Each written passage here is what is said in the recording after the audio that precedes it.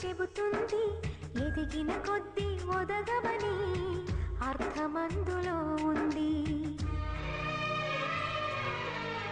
అపజయాలు కలిగిన చోటే గెలుపు పిలుపు వినిపిస్తుంది.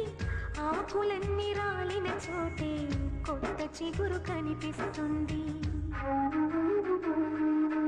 మౌనంగానే ఎదగమని ఈ మొక్క నీకు చెబుతుంది ఎదిగిన కొద్దీ ఒదగమని అర్థమందులో ఉంది.